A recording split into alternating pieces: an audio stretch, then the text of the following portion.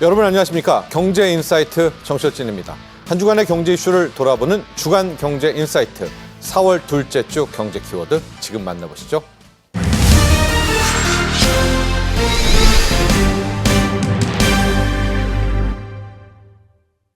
절충교육 해오던 게 문제가 있다.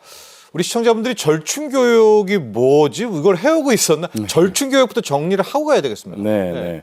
아까 시작할 때 우리 사회자분께서 말씀하신 대로 절충교육은 어떻게 쉽게 말하면 반대급부인데요. 예. 아주 더 쉽게 설명드리면은 우리가 어떤 물건을 살 때 그 산 거 가치의 어떤 일정 부분을 또 우리가 새롭게 요구하는 거거든요. 그러니까 일반 다른 산업에서는 되게 찾아보기 힘든 무역 형태가 되는데 이제 영어로는 우리가 옵셋이라는 용어로 쓰고요. 군수 산업에서는 일반적으로 되게 많이 쓰이는 무역 형태입니다. 이제 방위사업법에 아주 정확하게 정의가 돼 있는데요. 특히 국외로부터 우리가 무기를 구매를 할 때 국외의 계약 상대자한테 우리가 요구를 하는 거예요. 기술이라든지 장비라든지 아니면 우리 국내 부품을 좀 사가세요라고 이제 그걸 요구하는 일종의 반대급부 무역이라 생각하시면 됩니다. 우리가 돈을 냈으니까. 그렇죠. 근데 그걸 K방산에서 해왔던 거죠. 우리가 80년 초부터 해가지고요. 지금 한 40년 넘게 지금 하고 전 세계 거의 뭐 대부분의 무기 수입 국가들에서 적용하는 제도로 지금 보편 정착화돼 있습니다. 자, 그런데 보편화돼 있던 것을 미국 무역대표부 USTR이 문제를 삼고 나섰는데 뭐 그 정도입니까? 우리가 막 절충교육을 해가지고 미국의 뒷다리를 잡고 어느 정도길래 현황을 좀 보도록 하죠. 그래야 문제가 있는지 우리 시청자분들도 아실 테니까요. 그렇습니다. 일단은 먼저 말씀드리고 싶은 거는 우리나라가 그렇게 많은 부분을 요구하는 건 아니고요. 전체적으로 볼 때 절충교육은 가치로 인정을 합니다. 금액으로 인정하는 게 아니라 가치로 인정을 하는데요. 보통 우리가 이제 구매를 할 때 어떤 경쟁 구도에서는 우리가 한 50% 정도의 가치, 전체 계약 금액에 그다음에 단독 계약일 경우는 30% 정도의 가치를 우리가 요구를 하는데요. 아까 말씀드린 대로 대부분 전 세계 대부분의 국가에서 지금 정착된 제도고요. 그다음에 제가 이제 좀 자료를 좀 조사해 보니까 우리나라가 방위사업청에서 매년마다 통계 연보를 내는데 과거 5년, 2019년부터 2023년까지를 봤을 때 우리가 절충교육으로 확보한 가치가 10억 불이 조금 넘습니다. 원화로 하면 1조 5천억이 되는 금액이거든요. 그러니까 많은 금액을 이제 우리가 또 절충교육 가치로 확보를 했고 또 절충교육 가치로 제공한 나라가 그중에 30% 정도가 미국입니다. 왜냐하면 미국하고의 사업이 많으니까요. 그래서 이제 미국하고의 어떤 가치도 우리가 많이 확보를 했지만 절충교육이 이제 우리가 가혹하게 어떤 조건을 제시한다든지 아니면 우리가 다른 나라보다 과도하게 높지는 않다. 이런 말씀 드리고 싶고요. 특히 이제 절충교육 가치 확보가 좋은 게 우리 국내 업체들한테 혜택이 많이 돌아갑니다. 그렇겠죠. 그래서 우리 특히 중소업체들한테는 절충교육이 굉장히 좋은 어떤 툴이고요. 선진 기술을 배우네요. 그렇죠. 그리고 제품들을 미국에 공식적으로 해외에 팔 수 있는 어떻게 보면은 좋은 채널로 우리가 주장할 수 있는 부분이라서 이거는 국내 산업이라든지 경제적인 측면에서도 굉장히 좋은 레버리지로 활용할 수 있습니다. 근데 왜 우리를 딴지를 걸까요? 지금 많이 나오는 게 그겁니다. 한미 간 국방 상호 조달 협정. 이게 뭔지 좀 궁금하고 이거를 체결할 때 좀 미국이 갑에 위치하려고 압박한다 이런 분석도 있긴 하더라고요. 이거 맞는 이야기인지도 함께 이야기해 주시죠. 일단은 먼저 이제 시청자분들께 말씀드리고 싶은 게 이제 이게 보통 이제 NT라고 해가지고 이제 National Trade Estimate Report라고 해서 미국이 이제 전 세계를 상대로 이제 쉽게 말하면 장사를 할 때 내가 어려운 부분이 뭐예요라고 이제 얘기를 합니다. 이거를 연례 보고서로 내고 있고요. 절충교육 옵셋이라는 부분은 매년마다 언급이 됩니다. 다른 나라 국가한테도 계속 언급이 되고 있고요. 우리나라에 언급이 된 건 올해가 처음입니다. 일단은. 그리고 이제 이번에 특히 EU는 콕 집어서 얘기를 했어요. EU에는 우리 미국 제품 들어갈 때 어떤 불평등이나 문제 없게 해야 돼. 나 계속 지켜볼 거야 라고 콕 집어서 언급을 했어요. 이게 이제 무역 연례 보고서에 나와 있는 내용이고요. 갑자기요, 우리를. 갑자기. 근데 이제 또 참 아이러니하게 이제 무역 장벽 보고서는 3월 31일 날 보통 이제 나오고 그다음에 이제 4월 3일 날에 이제 아메리카 퍼스트 팔러시 어떤 미 자국 우선주의의 정책에 보고한 내용을 이제 트럼프한테 보고하는 내용에서 네. 이제 RDP가 나옵니다. 예. RDP는 이제 우리 말씀드린 대로 이제 국방 상호 조달 협정이라고 보통 얘기를 하는데요. 네, 이건 뭔가요? 네. 이거는 이제 이렇게 보시면 돼요. 어떻게 아주 뭐 여러분들 쉽게 설명드렸지만 뭐 한미 FTA 뭐 이런 네. 이런 일반적인 용어로도 많이 쓸 수 있는데 국방에서는 FTA라는 용어를 안 쓰고요. RDPA라고 합니다. Reciprocal이라고 해서 이제 상호라는 용어를 쓰거든요. 예. 그래서 이제 우리가 미국 시장으로 들어갈 때는 우리 이제 일부에서 얘기한 것처럼 관세 얘기 많이 나왔잖아요. 근데 이제 미국 시장으로 들어갈 때는 미국에서는 BAA라고 네. 아메리카 아메리카 제품 사세요라는 네. 정책과 제도가 있습니다. 그러니까 미국 우선주의죠, 마찬가지예요. 예. 근데 그 이제 이런 RDP 협정이 되어 있지 않으면 우리가 금액을 우리가 제 금액에 우리 원래 금액에다가 추가적으로 미국이 부여하는 금액이 들어갑니다. 네. 그래서 이제 어떤 가격 경쟁력이 많이 없어지는 거죠. 그래서 이제 우리가 RDP를 체결해야 된다라고 이제 얘기를 하고 있는 부분이고요. 네.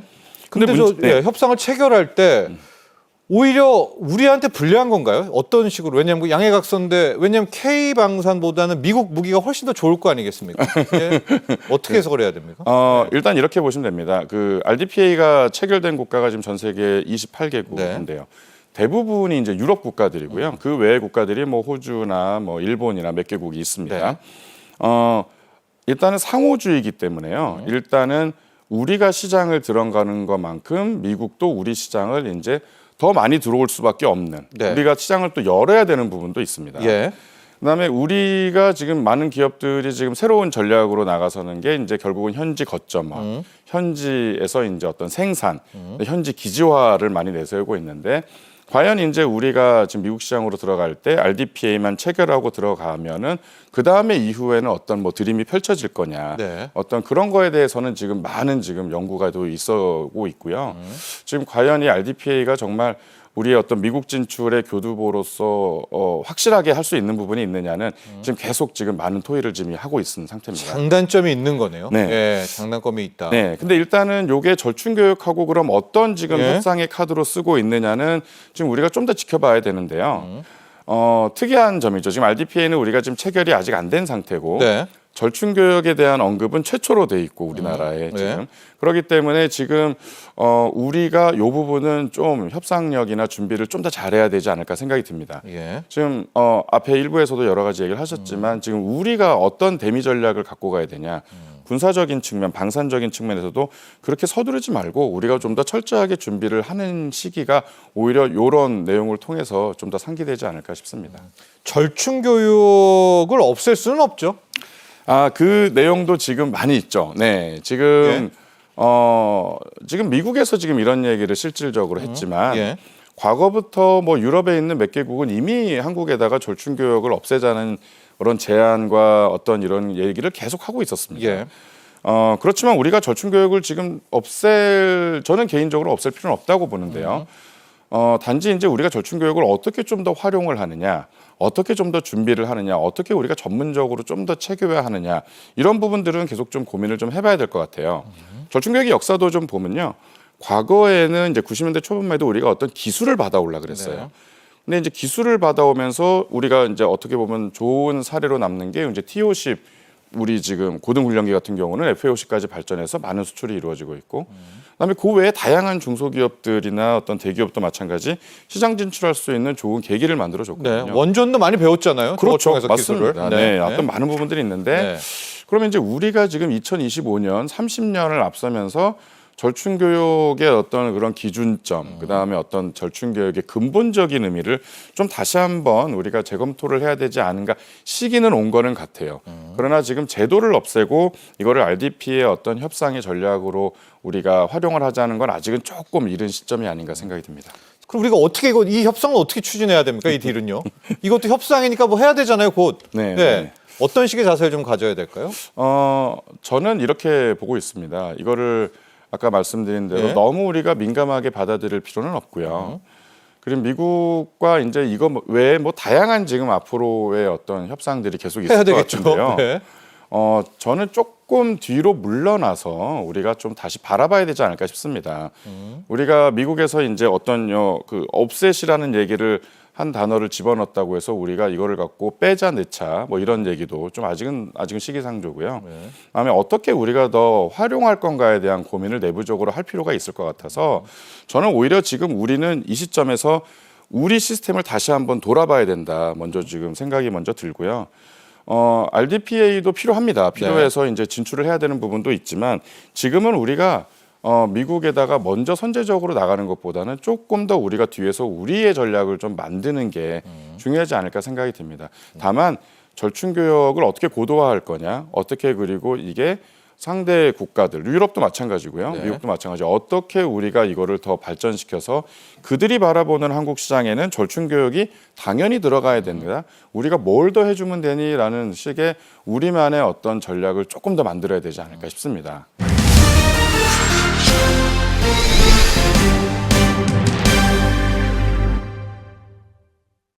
AI는 이미 뭐 우주항공 쪽에서는 항공기를 뭐 설계한다든가 혹은 뭐 운항, 뭐 제작까지도 투입된다라고 하는데요. 먼저 우리 유창현 교수님 어떻게 좀 결합이 될까요? 우주항공과 AI가? 현재 그 AI가 우주항공 쪽에 굉장히 폭넓게 활용이 되고 있습니다. 네. 항공 쪽을 좀 먼저 말씀을 드리면 예.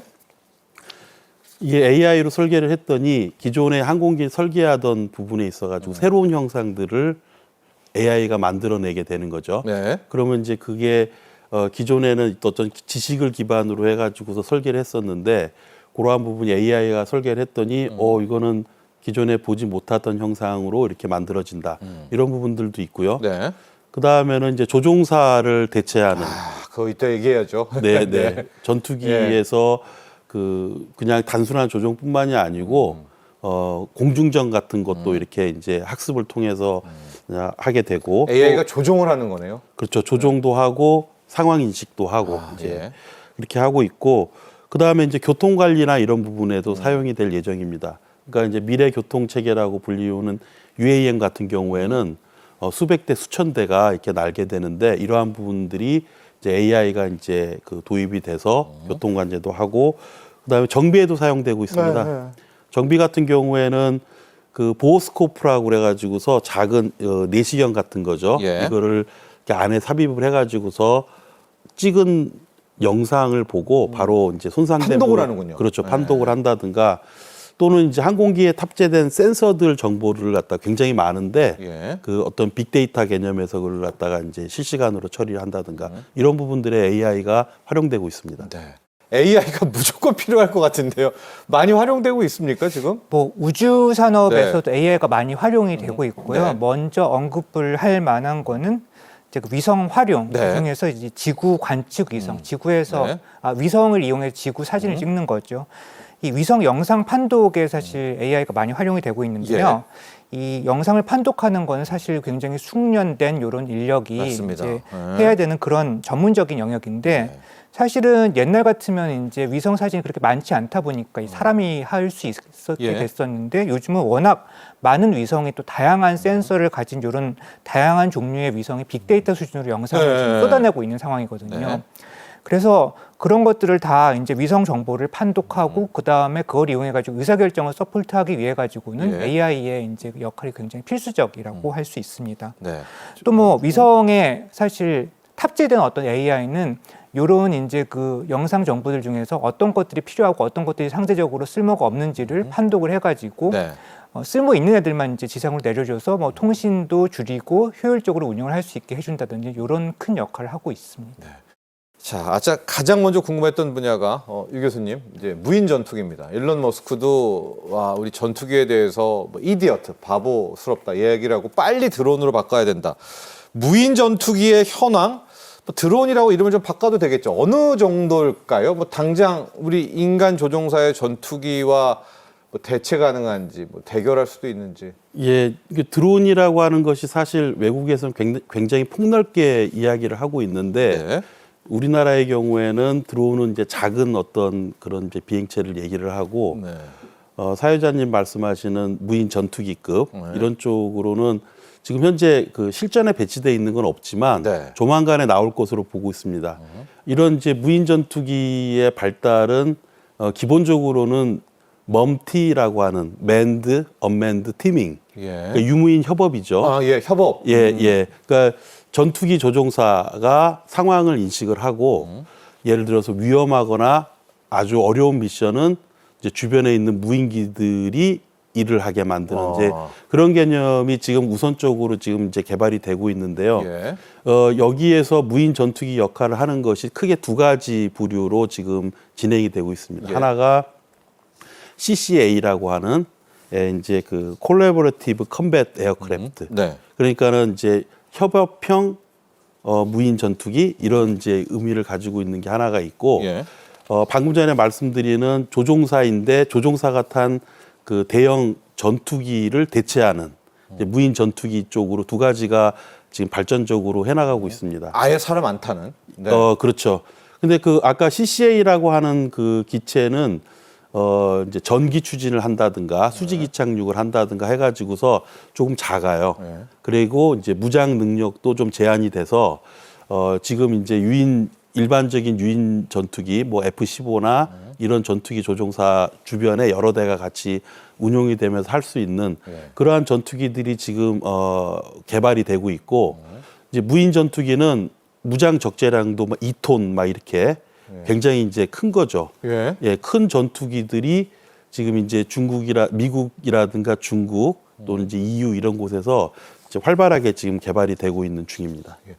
이 뉴스도 한번 교수님이 이야기해 주셔야 될 게 중국이 5세대를 넘어서 6세대 전투기를 뭐 만들 수 있다. 이러니까 미국은 아니다. 우리만 만든다. 이 전투기 5세대, 6세대도 한번 설명해 주시고 뭐 중국과 미국의 지금 상황, 전투기 만드는 이것도 한번 좀 점검해 보고 갈까요? 네. 6세대라고 이제 얘기가 이제 새롭게 나올 전투기다. 그러면 5세대가 지금 현재 기술 최고입니까? 지금은 이제 현재 5세대가 5세대. 최고인 거죠. 예. 그러면 4세대도 있을 거고 3세대도 있고 네. 그럴 거 아닙니까? 네. 그러니까 1세대 같은 경우에는 처음에 이제 제트 비행기가 나왔던 것이 그거고 2세대 같은 경우에는 이제 초음속을 이렇게 이제 넘어가고 3세대가 되게 되면은 공대공 미사일을 장착을 해가지고 안 보이는 적을 요격하고 패트리어트 이런 겁니까? 그렇죠. 네. 그러다 이제 4세대 전투기로 가게 되면은 이제 그 플라이 바이 와이어라고 그래가지고 전기식으로 구동을 하는 비행기고 여기에 이제 A사 레이더 같은 이제 고성능의 이제 탐지 체계가 들어가게 되면 4.5세대. 그리고 5세대로 넘어오면은 이제 스텔스 기능이 그게 스텔스가 5세대예요. 그렇죠. 네. 숨어서 간다는. 네네. 네. 스텔스 기능이 넘어오고 6세대로 넘어가면은 이제 무인화라든가 이제 스텔스도 이제 보강이 더 되고 네. 그 다음에 이제 그 초음속 영역도 넓어지고 그 다음에 아까 말씀드린 유무인 협업 기능도 가지고 그게 6세대군요. 예, 그게 6세대로 가고 있죠. 우리 예. KF-21 같은 경우에는 4.5세대. 예. 아직 스텔스 기능이 완벽하지가 않아서 네. 예, 4.5세대. 근데 미국은 지금 6세대를 갔나요? 아니면 가고 있나요? 중국은 어딘가요? 그러니까 중국에서 작년 12월 달에 그 마오쩌둥 그 생일날 네.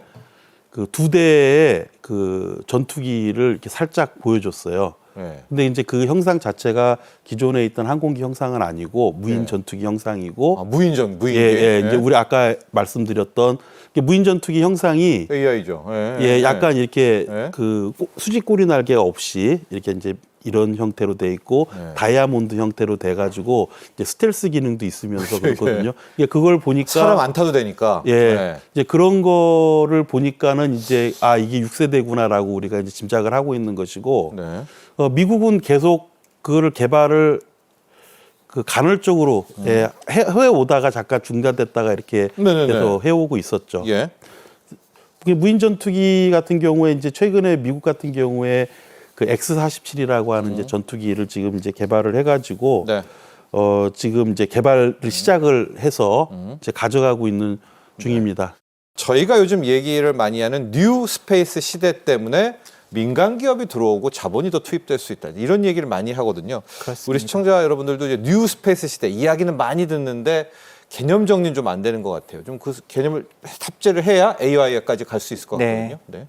그래서 그 뉴스페이스라고 하는 거의 본질이 어떻게 보면 이제 우주에서 경제적인 이익을 창출할 수 있다라고 하는 게 사실 본질이라고 생각을 네. 합니다.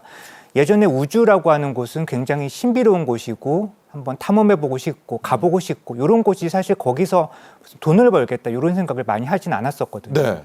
우주 산업이라고 하는 게 뭐 굉장히 이제 멋져 보이고 하지만은 리스크는 굉장히 크고 엄청난 자본이 투입이 돼야 되고 그러다 보니까 사실 기업 입장에서는 거기 들어가 가지고 뭔가를 사업을 하는 것도 굉장히 이제 부담되는 그런 상황이었고 그러니까 왜 가냐 그런 거죠. 뭐 그렇죠. 네. 돈을 벌 수 있어야지 가는데. 근데 그러다 보니까 뭐 미국이나 러시아 같은 선도국 정부가 중심이 돼가지고 우주 산업을 이렇게 많이 해왔었는데요. 예.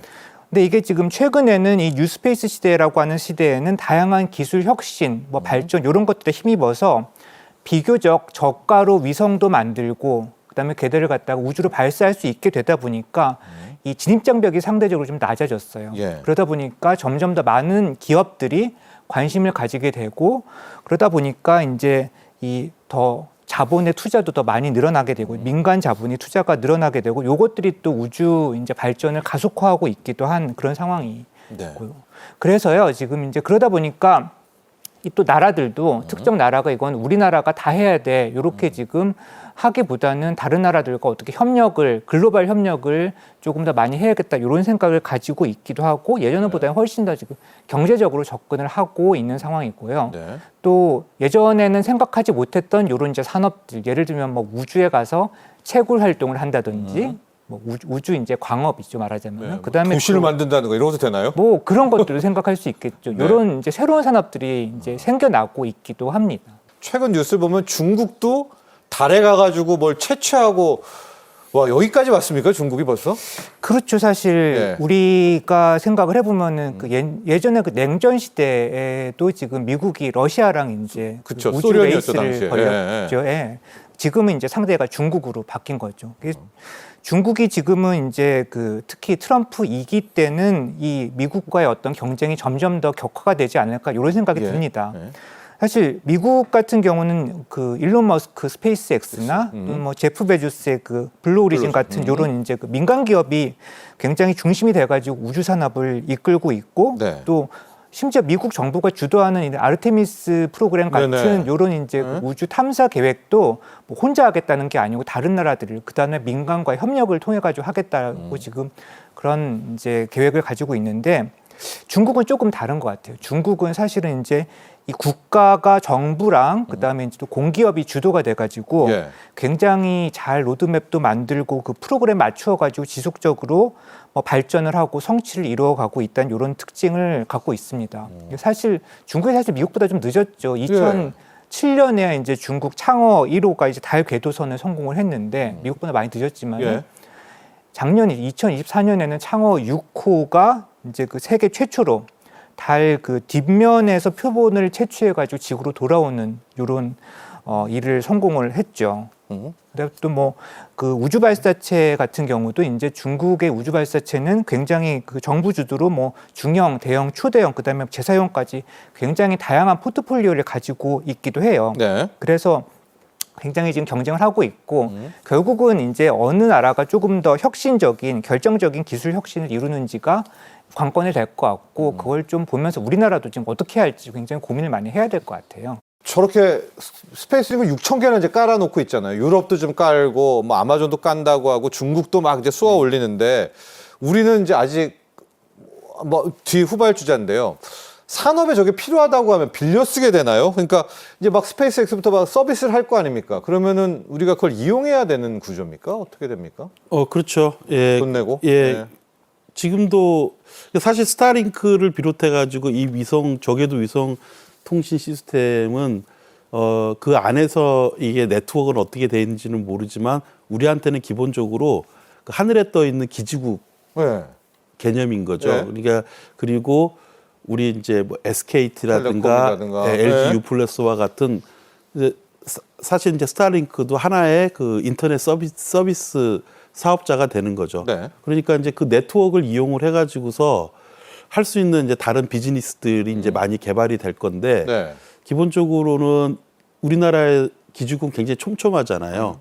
근데 이번에 이제 뭐 산불 났던 그 재난 현장 같은 경우에는 기지국이 많지 않을 테니까 그렇죠. 그런 지역에서의 어떤 그 응급 네. 또는 이제 비상 상황에서의 통신 네트워크 구성이라든가 이런 것들이 좀 해상도 안 될 거 아니에요, 그렇죠? 그렇죠. 해상도 안 되니까는 그 배들 네.